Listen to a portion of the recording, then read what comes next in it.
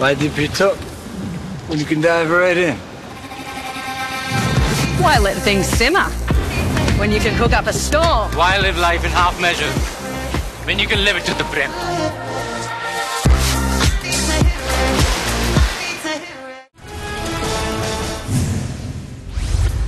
लाडकी बहीण योजनेच्या अर्जांची छाननी करण्याचा निर्णय नाही, चुकीच्या अफवा पसरवण्याचा प्रयत्न, आदिती तटकरेंचा राऊतांवर निशाणा.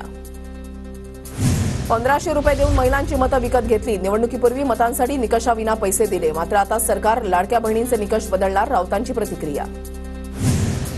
शिंदे अजूनही गृहखात्यावर ठाम, काल रात्री वर्षा निवासस्थानी झालेल्या बैठकीतही तोडगा नाही, सूत्रांची माहिती.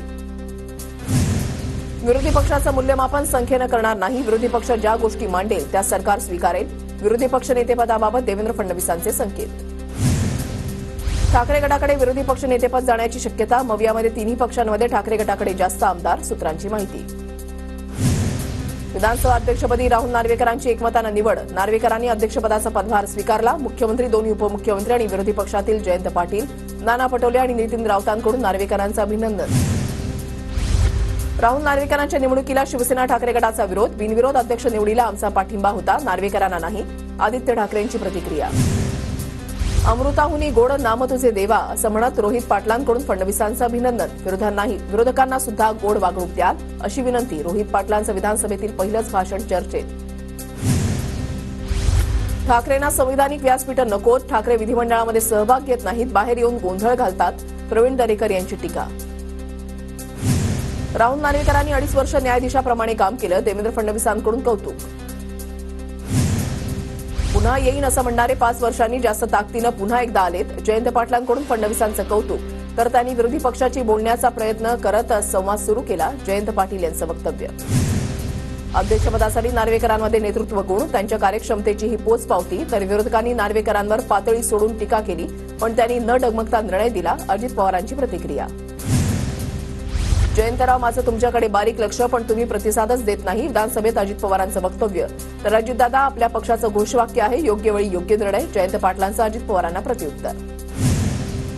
विरोधकांना वारं न कळाल्यानं त्यांची दुर्दशा झाली, फक्त विरोधाला विरोध करणं सोडून द्या, उपमुख्यमंत्री शिंदेंचं विरोधकांना आवाहन, तर नाना पटोलेंच्या विजयी मतांच्या फरकावरून शिंदेदादांचा टोला. माझ्या विजयाची इथे टिंगल उडवली गेली, जनतेनं दिलेल्या मतांची इथे टिंगल उडवली गेली, नानांची उपमुख्यमंत्री शिंदे आणि अजित पवारांनी केलेल्या वक्तव्यावर टीका. हिंदुत्व सुटतंय लक्षात आल्यावर ठाकरे गट सपावर बोलायला लागलं, ठाकरे गटाच्या सपा नेत्यांवरील टीकेनंतर गुलाबराव पाटलांचा निशाणा.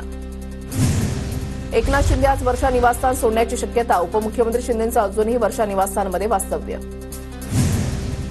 महाराष्ट्र एकीकरण समितीच्या कार्यकर्त्यांना कर्नाटक पोलिसांनी ताब्यात घेतलं, 100हून अधिक कार्यकर्त्यांवर मरिहाळ पोलीस ठाण्यामध्ये कारवाई होणार. ठाकरे गटाच्या नेत्यांना बेळगावच्या दिशेनं जाताना अडवलं, महाराष्ट्र कर्नाटक सीमेवर दोन्ही राज्यांच्या पोलिसांचा बंदोबस्त. विधानभवनाच्या पायऱ्यांवर ठाकरे गटाचं आंदोलन, बेळगावच्या मुद्द्यावरून ठाकरे गटाची घोषणाबाजी. मविया सरकारमध्ये मंत्री असताना शिंदेंकडे सीमा भागाची विशेष जबाबदारी होती, शिंदेंनी कधी बेळगावच्या जनतेकडे पाहिलं नाही, राऊतांचा आरोप. संसदेबाहेर राहुल गांधींच्या नेतृत्वात काँग्रेसचं आंदोलन, काँग्रेसकडून मोदी अदानी भाई भाई अशी घोषणाबाजी, मोदी आणि अदानींचा मुखवटा लावलेल्यांना राहुल गांधींनी प्रश्न विचारले. छत्रपती संभाजीनगरच्या क्रांती चौकामध्ये ईव्हीएम विरोधात आंदोलन, आंबेडकरी चळवळीच्या वतीनं आंदोलन, ईव्हीएम विरोधात आंबेडकरी चळवळीकडून तीव्र निदर्शनं.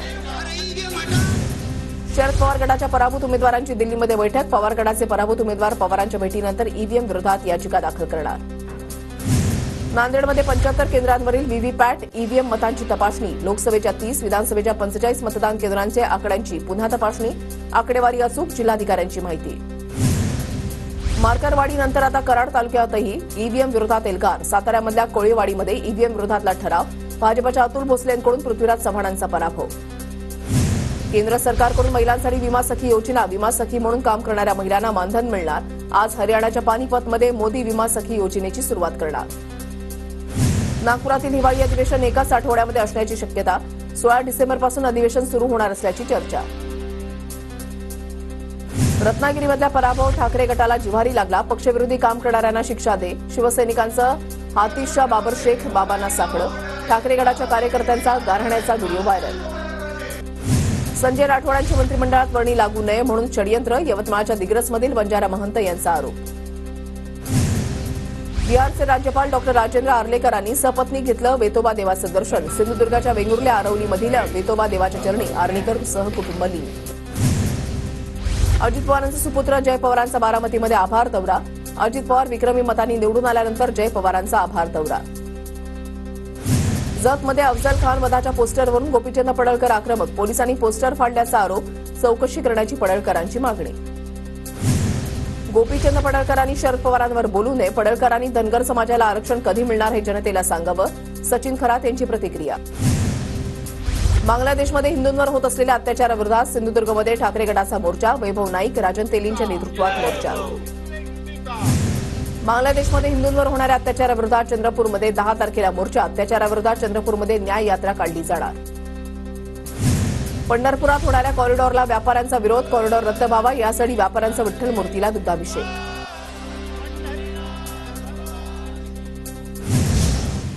वक्फ बोर्ड मनमानी कारभारानं लोकांवर दहशत पसरवत आहे. लातूरमधल्या जमिनीवर वक्फ बोर्डानं दावा सांगितल्यानंतर राज ठाकरेंचा सरकारला सवाल. डॉक्टर बाबासाहेब आंबेडकर मराठवाडा विद्यापीठाचा 65व्या दीक्षांत समारंभासाठी उपराष्ट्रपतींना निमंत्रण. भागवत कराड यांच्याकडून विद्यापीठ दीक्षांत समारंभाचे जगदीश धनखड यांना निमंत्रण. मराठी बिग बॉस विजेता सूरज चव्हाणकडून अजित पवारांची भेट. अजित पवारांकडून सूरजच्या घराच्या कामाबाबत विचारपूस. नंदुरबारमधील शहादा तालुक्यामधल्या अस्लोद गावामध्ये आता दारूबंदी होणार. दारूबंदीसाठी झालेल्या मतदानामध्ये उभ्या बाटलीसाठी एकूण 49 मतं आणि आडव्या बाटलीसाठी 612 मतं. जालन्यामध्ये बदलत्या वातावरणामुळे रुग्णसंख्येमध्ये वाढ. सर्दी, खोकला आणि तापाचे रुग्ण सर्वाधिक. सरकारी दवाखान्यांसह खासगी रुग्णालयामध्ये रुग्णांची गर्दी. अंबाजोगाई शासकीय स्वराती रुग्णालय बनावट औषधांचा पुरवठा. हरिद्वार इथल्या जनावरांच्या औषधी कारखान्यातच बनावट अँटीबायोटिकची निर्मिती. प्रशासन चौकशी समितीच्या तपासणीमधून धक्कादायक माहिती समोर. मुंबईच्या केएम रुग्णालयाच्या शववाहिनीला लग्नाचं साहित्य नेण्यासाठी वापर. शववाहिनीचा व्हिडिओ समोर. व्यवस्थापनावर प्रश्नचिन्ह उपस्थित. शहापूर विधानसभेमधील पराभवानंतर शरद पवार गटाची खासदार सुरेश म्हात्रेंच्या उपस्थितीमध्ये चिंतन बैठक. आगामी निवडणुकांमध्ये खचून न जाता जोमाने काम करण्याच्या बाळ्यामामा म्हात्रेंच्या सूचना. जालन्याच्या जिल्हाधिकारी कार्यालयामध्ये दिव्यांग बांधवांचं विविध मागण्यांसाठी आंदोलन. दिव्यांग बांधवांची प्रशासनाच्या विरोधात जोरदार घोषणाबाजी. जालन्याच्या घनसावंगीमधील देव हिवरामध्ये खंडोबा यात्रेनिमित्त भव्य कुस्त्यांचं आयोजन. मराठवाड्यामधल्या विविध जिल्ह्यातून कुस्ती पैलवानांचा सहभाग. अनेक वर्षांपासून स्पर्धेची परंपरा. जालना जिल्ह्यामध्ये 2 लाख हेक्टरवर रब्बी हंगामातील पेरणी. ज्वारी, गहू, हरभऱ्याच्या क्षेत्रामध्ये वाढ. कृषी विभागाकडून माहिती. बुलडाण्यामध्ये समृद्धी महामार्गावर पुन्हा एकदा खासगी बसचा अपघात. चालकाच्या हलगर्जीपणामुळे खासगी बसची समोरच्या वाहनाला धडक. अपघातामध्ये 5 प्रवासी जखमी. इंदापूर तालुक्यामधल्या लांबसेवाडी परिसरामध्ये शिकाऊ वैमानिकाच्या 4 चाकी वाहनाचा अपघात. अपघातामध्ये 2 शिकाऊ वैमानिकांचा जागीच मृत्यू. पहाटे 3 वाजण्याच्या सुमारास अपघाताची घटना. पिंपरी चिंचवडमधील कुदळवाडीमधील भंगाराच्या गोडाऊनला आग. आकाशामध्ये धुराचे लोट. कोणतीही जीवितहानी नाही. आगीचं कारण अस्पष्ट. जालन्याच्या आंबा इथे अज्ञातानं हायवा जाळल्याची घटना. 6 दिवसानंतरही पोलिसात तक्रार दाखल नाही. आरोपीला शोधण्याचं पोलिसांसमोर आव्हान. सांगलीच्या मिरजमधील बेडकमध्ये घरफोडीची घटना. सोन्याच्या दागिन्यांसह रोख रक्कम चोरट्यांनी लंपास केली. पोलिसांकडून चोरट्याचा शोध सुरू. भंडाऱ्याच्या पाथरी परिसरामध्ये अवैधरित्या वाळू वाहतूक. 2 ट्रॅक्टरसह 5,10,300 रुपयांचा मुद्देमाल पोलिसांकडून जप्त. आरोपींवर गुन्हा दाखल करून अटक. होमगार्ड वर्धापन दिनानिमित्त धुळे शहरातून पथसंचलन. पोलीस मुख्यालयापासून पथसंचलन. शहरातील विविध भागातून पथसंचलन. जालन्यामध्ये मागील 3 ते 5 दिवसांपूर्वी रब्बी हंगामातील पिकांसह फळबागांना फटका. नुकसान भरपाई देण्याची शेतकऱ्यांची जिल्हाधिकाऱ्यांकडे मागणी. हिंगोलीच्या बाजार समितीमध्ये सोयाबीनची 1000 क्विंटलची आवक. सोयाबीनला भाव मिळत नसल्यानं शेतकरी हतबल. शेतकरी भाववाढीच्या प्रतीक्षेत.